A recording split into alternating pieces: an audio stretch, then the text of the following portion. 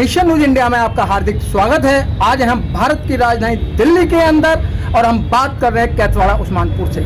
हमारे बीच में समाज सेवी निर्मल कैन जी। अभी जो हाथरस के अंदर इतना जघन्य अपराध हुआ और पूरे भारतवर्ष की ही नहीं, मैं लंदन, अमेरिका, कनाडा तक की बात कर रहा हूं कि एक जो हाथरस एक छोटा डिस्ट्रिक्ट वो सारे में फेमस हो गया। और किस कदर फेमस हुआ कि वहाँ एक बेटी का सामूहिक बलात्कार होता है, फिर उसकी गर्दन तोड़ी जाती है, रीढ़ की हड्डी तोड़ी जाती है। उसके बाद में किस तरीके से वहाँ राजनीति चलती है। हमारे बीच में निर्मल कैन जी, आपका नेशन न्यूज इंडिया में आपका हार्दिक स्वागत है।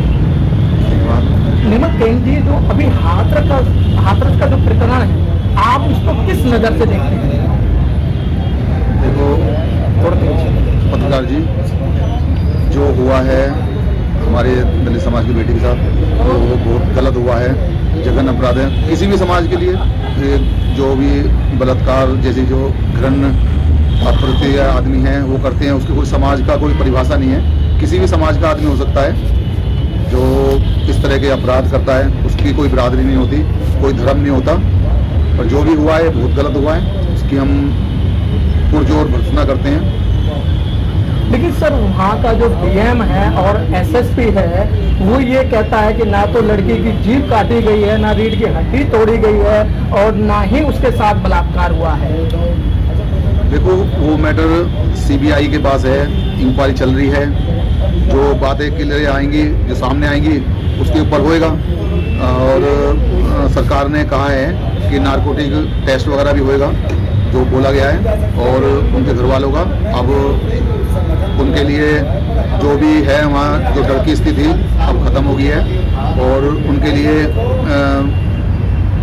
सर, नारकोटिक की आप बात कर रहे हैं। नारकोटिक जब ये पूरे साक्ष्य हैं, पूरे बयान हैं, लड़की मरते मरते दम तक ये कह के गई है कि मेरे साथ इन्हीं लड़कों ने बलात्कार किया है, तो सर अब नारकोटिक का कोई मतलब नहीं रहता। सुप्रीम कोर्ट की पहले से गाइडलाइन है, वो सब पकड़ चुके हैं, जेल में है वो। कानूनी प्रक्रिया चल रही है, बयान सबके दर्ज हो रहे हैं, बयान के आधारों पे केस चलता है। ये हमारा देश है, कानून के आधार पे चलता है। सर, आप कानून की बात करते हैं। जिस समय उस लड़की के साथ ये रेप हुआ और उसकी गर्दन तोड़ी गई, उसका भाई, उसकी माँ जब थाने तक लेके आते हैं, थाने के अंदर एक एसआई जो है, आप सुन रहे होंगे वीडियो पर, वो कहता है ये तो बहाने बना रही है और उसे गाली देके उसे बोला गया है ये थोड़ी देर में ठीक हो जाएगी। उनके जो इस तरह के आदमी हैं या सरकारी जो नौकरी कर रहे हैं, पुलिस महकमा, उन सबको सस्पेंड कर दिया गया है। जो पुराने हैं, डीएम की भी प्रक्रिया चल रही है, उसको हो सकता है अभी भी तत्काल में सस्पेंड करने वाले हैं, प्रक्रिया चल रही है। जो भी तथ्य लेकर के आएंगे, जो गलत है कानून के दायरे में। जो भी गलत करेगा, कानून के से हटके करेगा, तो वो इसका जो है भुगतेगा। और यहीं भुगतना है, कोई कहीं जाके नहीं भुगतता। जो सीबीआई जो जांच आएगी उसमें डीएम को भी बर्खास्त किया जाएगा। लेकिन साहब, देखने में ये आ रहा है कि चलो लड़की को भी मतलब इस तरीके के अनुसार जिस तरीके से इन्होंने काम करा, सफदरजंग से उनको ले जाया गया आनंद फानन के अंदर, और फिर उस लड़की को आनंद फानन में मट्टी के तेल से और पेट्रोल डालकर छिड़का गया। ये कौन से हिंदू धर्म के अंदर है जहाँ हिंदू राष्ट्र की बात करते हैं? इसकी हम घोर निंदा करते हैं। ये इस तरह किसी के साथ भी नहीं होना चाहिए। तो ये हुआ है, बहुत गलत हुआ है, उसकी छानबीन चल रही है। जो इसमें दोषी हैं उनके ऊपर कार्रवाई की जाएगी।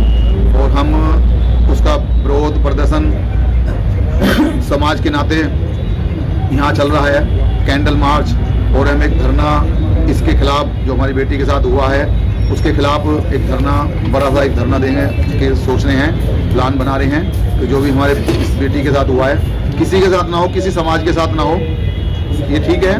वो दलित समाज से, वाल्मीकि समाज से बच्ची है, पर इसमें समाज का कोई मैटर नहीं है। किसी के साथ भी हो सकता है, बच्ची सबकी बराबर है, बहन बेटी सबकी बराबर है। किसी के साथ भी इस तरह जघन्य अपराध नहीं होना चाहिए।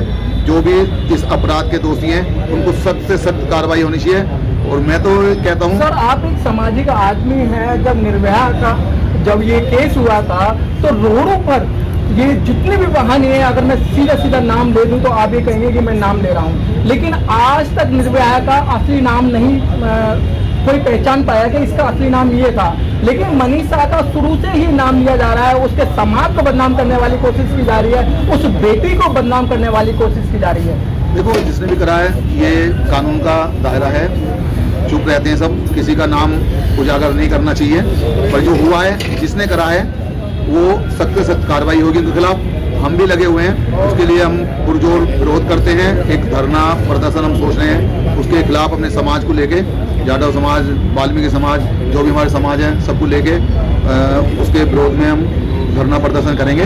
और जो भी हुआ है बहुत गलत हुआ है, किसी भी समाज के साथ, किसी भी बिरादरी के साथ, यहाँ बिरादरी वाली कोई बात नहीं है, दलित समाज है। अपराधी की कोई जात नहीं है। हाँ, अपराधी की कोई जात नहीं है। अपराधी किसी भी जात में हो सकता है, वो किसी भी धर्म का हो सकता है, किसी को धर्म को मानने वाला हो सकता है, पर जिसने भी ये जघन्य अपराध किया उसके खिलाफ सख्त से सख्त कार्रवाई होनी चाहिए। सर, अभी देखा गया है कि आप वीडियो देख रहे हैं और वहाँ खुले आम पर धमकी दी जा रही है कि वो देखने की बात करते हैं कि हम देख लेंगे कौन हमारे लड़कों को फांसी तक पहुँचाता है।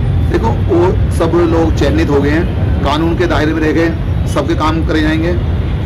हम भी उन्हीं की तरह बदतमीजी से बोलने शुरू कर दें, हम भावेश में आके कानून को अपने हाथ में लें, हम कानून को हाथ में नहीं लेंगे, कानून के दायरे में रह के काम करेंगे। जिसके साथ भी गलत हुआ है उसके खिलाफ सख्त से सख्त कार्रवाई करने की पुरजोर कोशिश और सरकार से मांग करेंगे। और उसके लिए हम चाहे सड़क पे आना पड़े, धरना प्रदर्शन जो भी हो, उसके लिए पुरजोर कोशिश और जोर तोर से लगे हुए हैं, सब समाज को साथ लेके। सर, अभी आप कह रहे थे कि हम इस बेटी को न्याय दिलाने के लिए हम एक बहुत बड़ा एक आंदोलन करने जा रहे हैं। वो आंदोलन कैसा होगा? हम कानून के दायरे में रह के एक अपना काली मुंह पे पट्टी रख के विरोध प्रदर्शन अपना करना चाहते हैं। सरकार को दिखाना चाहते हैं कि किसी के साथ भी, किसी भी धर्म विशेष के साथ कभी भी इस तरह का घिनौना अपराध नहीं होना चाहिए। उसकी हम पुरजोर भर्त्सना करते हैं और जो भी इसके दोषी हैं उन्हें जल्द से जल्द फांसी या जो भी कानून के दायरे में उनके लिए दंड रखा जाएगा, जल्द से जल्द होना चाहिए। आपसे निर्मल कैन जी सामाजिक कार्यकर्ता हैं और बड़ी अच्छी बात कही कि हम संविधान के दायरे में रह के जो भी हम काम करेंगे या उस बेटी को न्याय दिलाएंगे।